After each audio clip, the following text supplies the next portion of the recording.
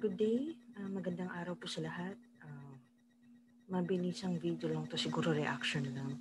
Since yung ibang mga naka-follow sa akin sa Facebook, malamang nakita na nila yung pinost ko na RIP Jamir Garcia. Kasi kahit paano, yung yung banda niya, yung Slapshot, isa sa mga bandang napapakinggan ko noong meron pang New 107.5, yung pa yung pangalan. Yung iba Wish 107 na yung alam nila doon, pero dati ang pangalan niya New 107, and isa sa mga prominent na banda doon ay yung Slapshot. And kanina ko lang nabalitaan to, hindi ko maiwasang mag-react tipong paano ba magre-research dito, tipong kailangan maghanap ng mga references na magagamit dito, kasi ito mga kita nyo naman sana sa mga video na nailatag ko dito or video na naka-screen share dito. Dalawa sa kanila napanood ko na yung ini-explain ano yung nangyari, mga circumstances surrounding the death of Slapshot frontman Jamil Garcia. Nakita ko kanina dun sa isang video ni Batas Natin. Of course, malungkot din siya. At the same time, yung medyo binigyang linaw din yung ibang issues surrounding the contract at iba pang issue surrounding the band. Although yung mas na-summarize ni Guevara PH yung nangyari dito sa video na ito, na nung natagpo ang patay si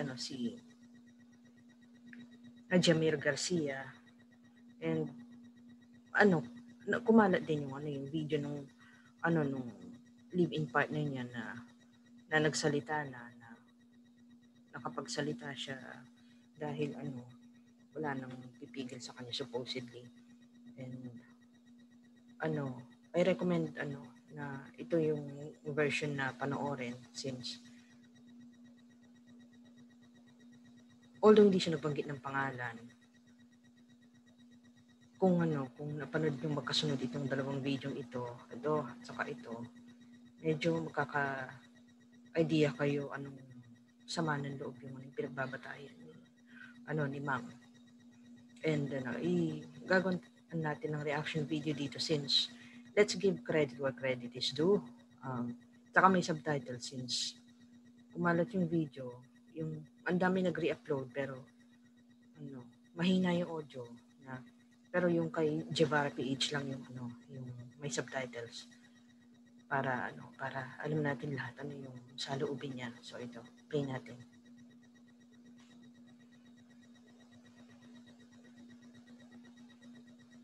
Pagpasensya na medyo mabagal yung aking net.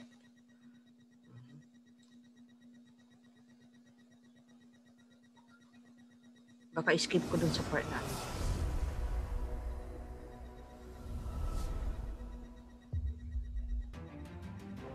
Kumusta mga brad?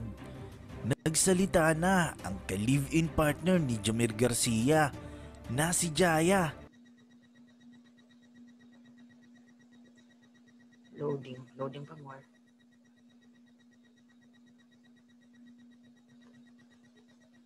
Marami talaga dito. Nag-buffer pa. Panoorin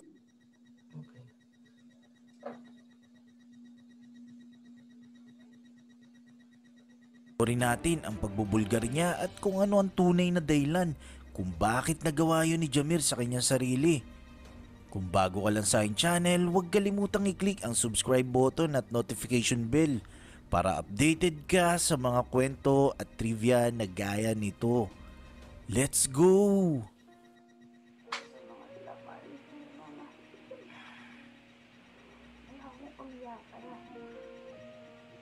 Ganito ko, pero makikipagkwentuhan lang sa inyo. Simula nang nangyari to, hindi ko pa nailabas lahat ng sakit kasi nag-ingatan ako. Pero kagabi, hindi ako halos makatulog. dibdib ko. Ang gusto ko na magsalita.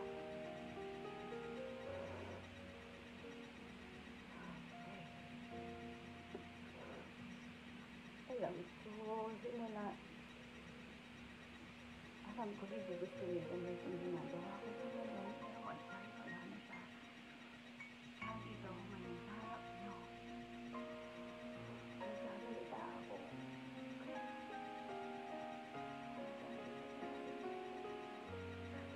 Si Jamil yung tipo na kahit lang dinudurog sa rin ng tao, ayaw na magsalita. Ayaw niya pagtanggol namin siya. Ayaw namin na ayaw niya na madamay kami. Sa lahat ng problema niya, silisin niya lang.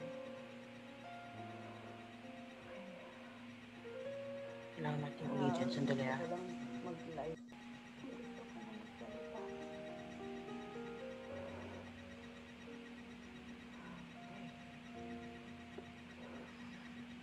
Alam ko, simula,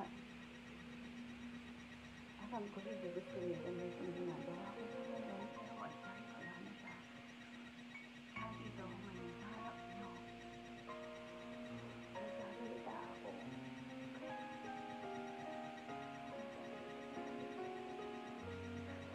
Si Jamil yung tipo na kahit lang dinudurog sa rin ng tao, ayaw na magsalita. Ayaw niya pagtanggol namin siya.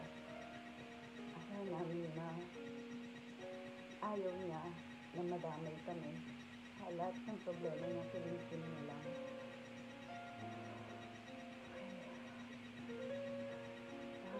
Gusto ko lang mag-live dahil gusto ko lang sanang gusto ko subukan na liwanagin lahat ng kay Jamil. Dahil alam niya naman, simula nung pumutok yung balita na yun, wala kayo narinig sa akin. Alam niya naman, simula nun, hindi kami nagsalita. Kahit na gano'ng pandudurog pa yung pinukol ng lahat sa amin, hindi kami nagsalita. Dahil naniniwala kami sa katarungan.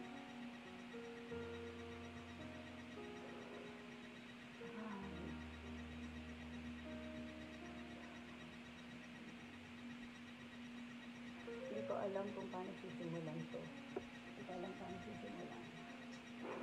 Gusto ko lang malaman yung lahat.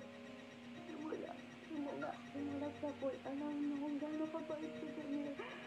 Alam na kung paano na naging mapagmahal sa inyong lahat. Hindi ko alam. Gusto ko lang po linawin lahat.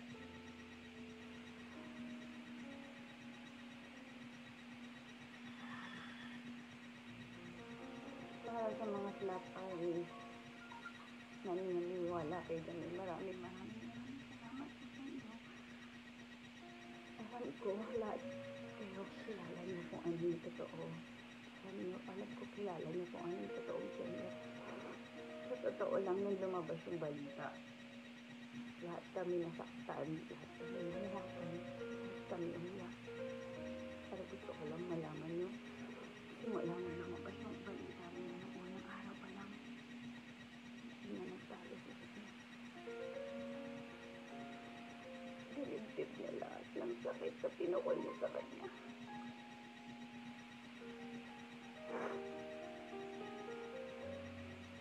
Totoo lang, hindi niya na iniintindi yung mga pinupukol na kanya, yung mga binibintang sa kanya, wala siyang pakialam na doon. Hindi niya lang po talaga matanggap yung mga tao minahal niya. Ito pa yung gumawa sa kanya ng ganun. Alam niyo kung sino kayo. Mahal na mahal kayo ni Jamil. Ano ginawa niyo to sa kanya?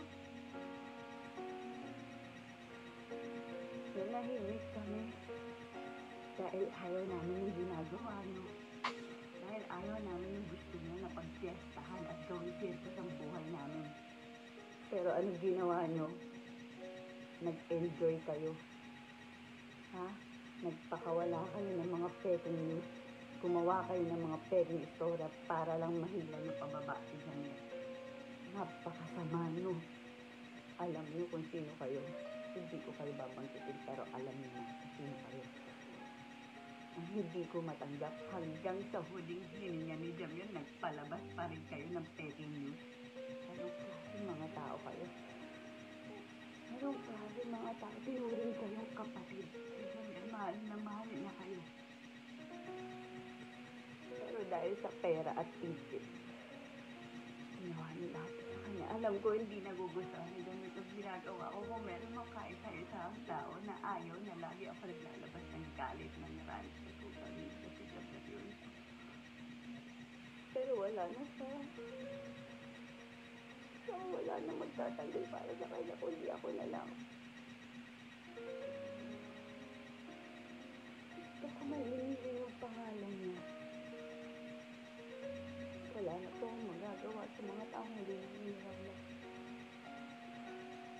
Pero maraming salamat sa matibing suporta na nararamdaman niyo sa mga taong totoong nakakakilala sa kanya.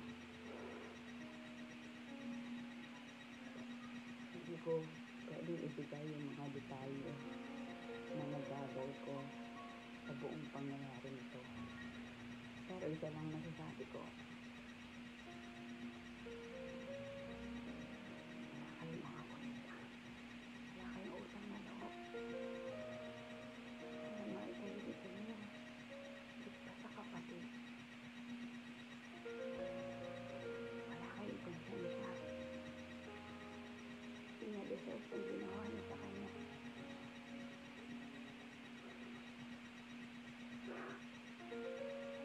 Buong buhay niyang dinaya lang yung banda. Minahal na lang kayo. Wala siyang pinuwi sa lahat. Wala sa inyo. Alam niyo yun sa sarili niyo. Alam niyo yun, hindi sa pera-pera. Hindi sa ang pera. Pera na binibigay niya na nga sa inyo. Naging gahaman lang kayo, kaya kayo nagkaganyan. Sa lahat ng tao, humusga kay Jamil. Sa lahat ng taong naniwala sa sirkos na pinakawala nila. Salamat po. Maraming salamat sa inyo. Dahil naniwala kayo. Nakabaliwan ng mga taong to. Pagdasal ko na lang lahat kayo. Hindi ko lang ito. Nagiging naman ito ng pagkabitin lang na respeto.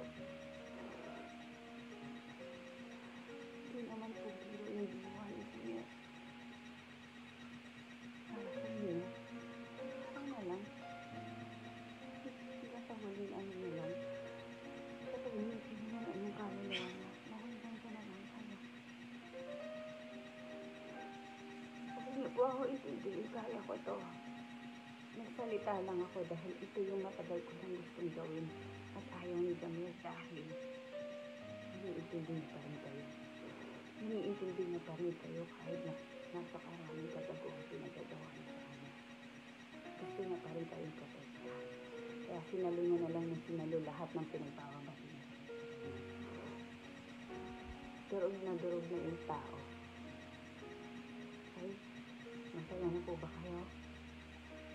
Ha? Ito yung gusto niya, sumulat sa pool. Kaya niyo ginawa yun, kaya kayo nagpalabas ng kung ano-ano. Iyon yung gusto niyo, diba? Gusto niyo mawala si Jamil, diba? O ngayon, nakuha niyo yung gusto niyo. Sana masaya na kayo, ha? Ito po ako, medyo nag-i-emotional ako.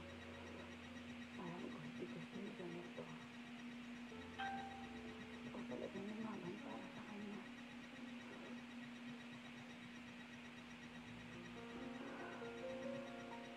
Hindi ko alam kung paano tatapusin to. Basta yun lang po yung gusto ko sabihin sa lahat na lumabas na issue sa kanya. Alam ko, nagtatanong kayo. Alam ko maraming nagtatanong bakit hindi kami nagsasalita. Bakit hindi kami nagre-react. Bakit ang tahimik lang nila. Guilty ba sila? Lahat yun. Dinibdib namin lahat yun. Kaya nga nagpakamatay yung asawa ko eh. Dahil gusto sa ginawa niyo eh. Dinibdib namin lahat yun. Dahil umasa kami, lalabas ang hostilya. Sa lahat na nakakakilala kay Jamil, alam niyo yung totoo.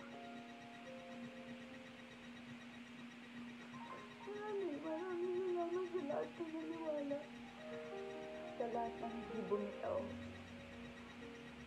Mahal namin kayo. At yun sa mga nagpasakot sa kademonyohan.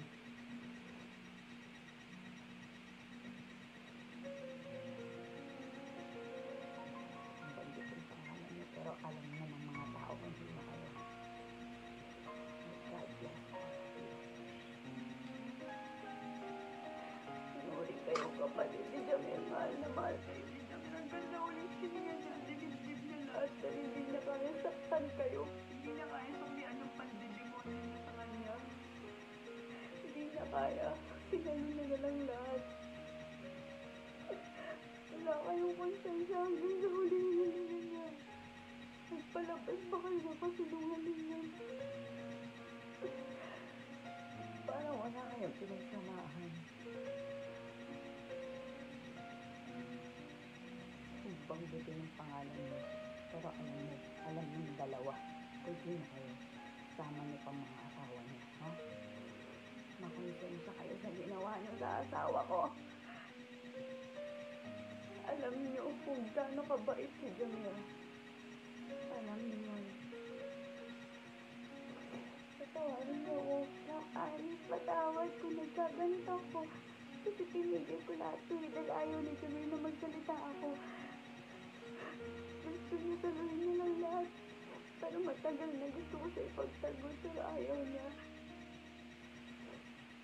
Wala na akong magagawa. Sinira na siya. Sirang na siya. Okay. Pero kahit pa paano, subukan ko lang na muling ipaalala sa inyo kung ano ang totoo sa pagkatao niya sa lahat na nakakakilala sa kanya. Sabihin ko lang po na sana ipagdasalubog natin ang kaluluwa niya. Wala na po kaming magagawa. Tuloy, pagdasal na lang natin siya. Tapos alalahanin na lang natin lahat ng kabuti ang ginawa niya. Lahat ng paninira na ginawa niyo, dalhin na lang yun. Konsensya niyo. Patawad dati. Hindi na gusto itong ginawa ko, pero gusto ko lang makausap kayo. Lahat armies, lahat ng mga kaibigan niya, mga relatives niya, lahat kayo. Maraming salamat.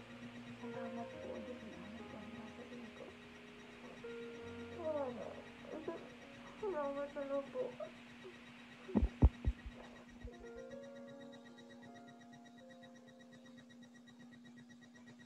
Okay, tatapusin ko na muna doon. Yung the rest of the video, itong part na to, papupuntahin ko na lang kayo dun sa video.